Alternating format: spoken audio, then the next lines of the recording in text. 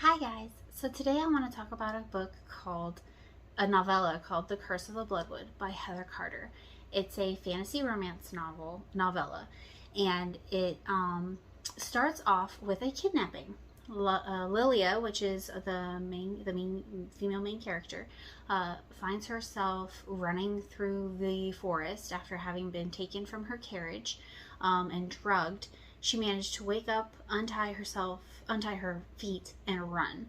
She comes to a stone wall, which she jumps over, and her kidnappers attempt to pursue her.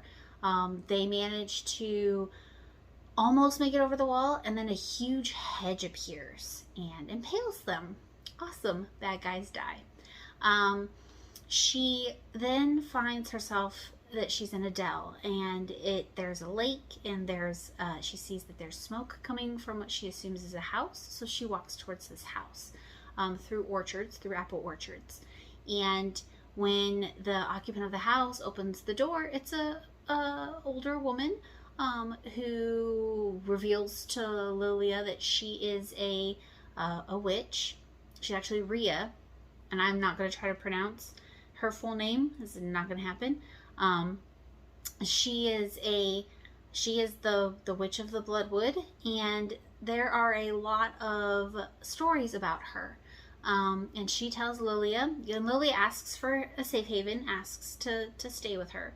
And she tells Lilia that she can stay with her under several conditions. She's to do whatever Rhea tells her, and she can't leave, so her indenturedness is to Lilia until the hedge goes away. And so she agrees, not realizing that means that there are certain things that she has to do. She has to cook and clean for Lilia, do everything Lilia tells her.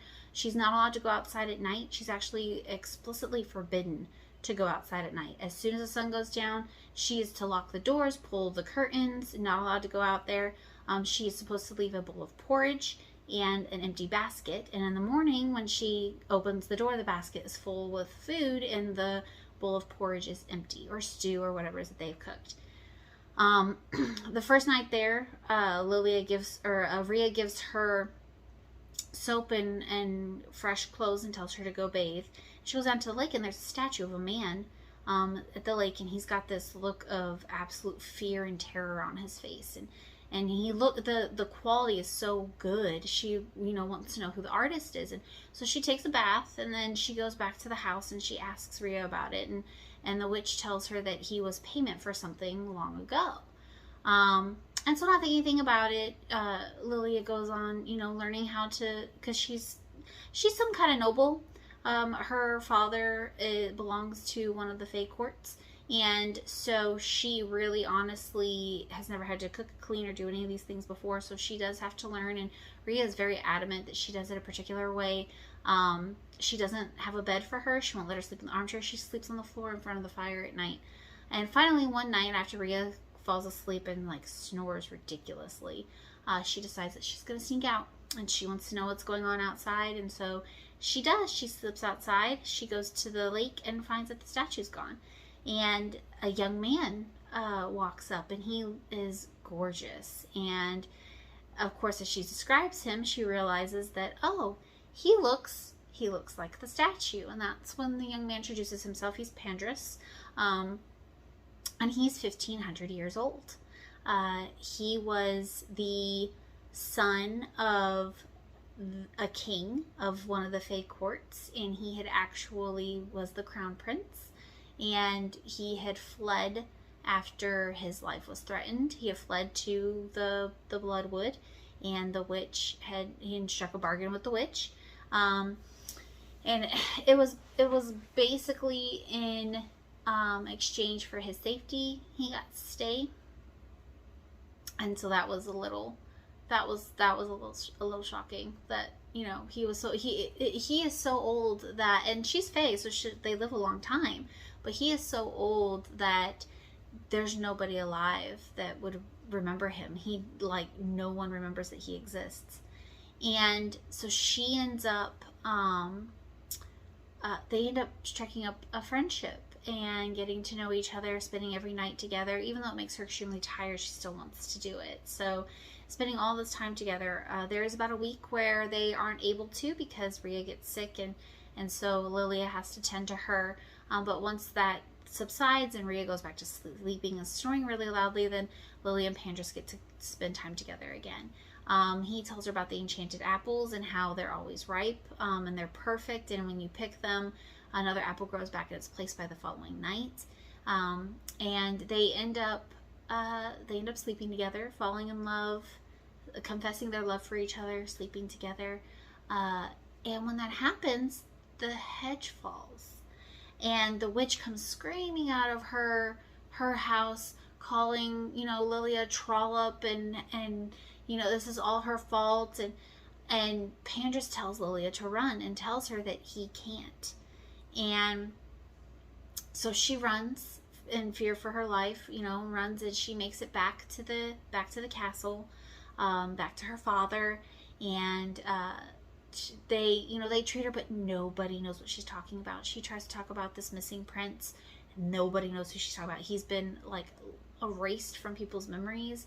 And so she wants to take an army back to go save him, and they won't, because you're crazy. Her father literally thinks she's going insane. And so she goes to this winter festival, and there's a man there who wants to marry her, and he has been pursuing her, and her father wants her to agree, and in fact ends up agreeing for her, and tells her that it's the best thing for her. She should forget fairy tales and forget fake princes, and that this is real life. And she doesn't trust this man. She gets a really odd feeling from him, a really cold feeling. Unlike other fae, she doesn't have any magic. The only time she's ever felt magic is when she was with Pandros, and it was this connection of magic between the two of them. And she doesn't trust this man, but she doesn't have a choice. And unfortunately for her this man blames her father for the death of his brother. A horse that her father had lent his brother ended up spooking and rolling over on his brother and killing him. Well, come to find out, on her wedding day, he planned to kill her. Basically, he was going to marry her, take her dowry, and then kill her as revenge against her father. And she only found out because her and her guard had decided to take a walk before the wedding, and they came upon him talking to someone else. And he was the one who had hired the kidnappers, who had failed to take her the first time. So her guard helps her escape. She slips out in armor, takes a horse.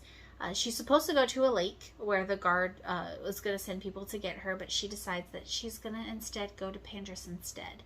And so she does. And she had actually left a trail for herself, a very good trail for her to find the wall again. And she, clambers over the wall. And when she finds his statue, he's not terrified anymore. He's sad, and there's a tear.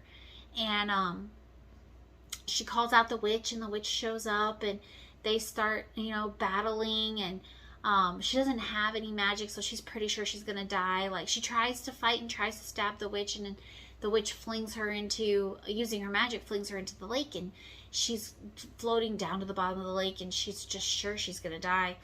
And then she hears Pandros' voice and feels his magic, and the next thing she knows, she's floating over the top of the lake, and she has power, and she goes after the witch, and she takes her down. And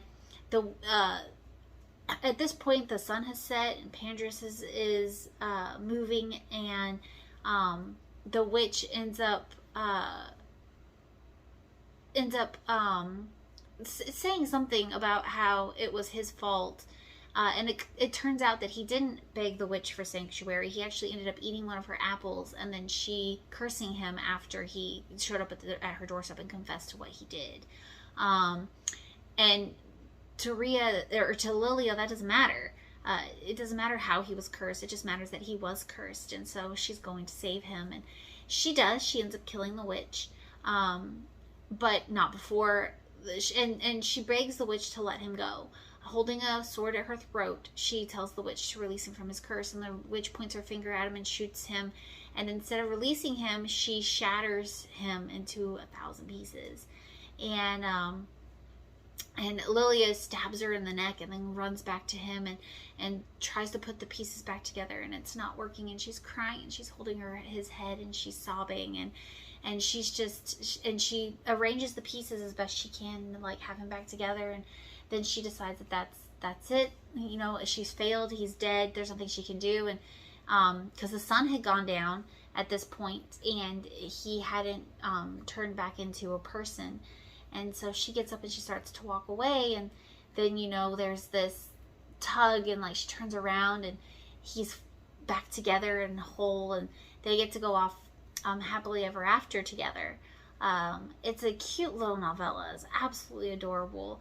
I really enjoyed the magic. I really enjoyed the characters and Lilia's growth. You know, she shows up at the house as a spoiled rich child who had no idea how to survive, and working for this witch and befriending Pandras, she learned how to survive on her own. She didn't need anyone to take care of her. She saves her love. It was amazing. I really enjoyed this cute little story, and I honestly, if you're looking for an easier, I mean, it took me an hour and a half tops to read the story, and it was amazing. So if you're looking for a quick and fun read, highly recommend The Curse of the Bloodwood by Heather Carter. Happy reading!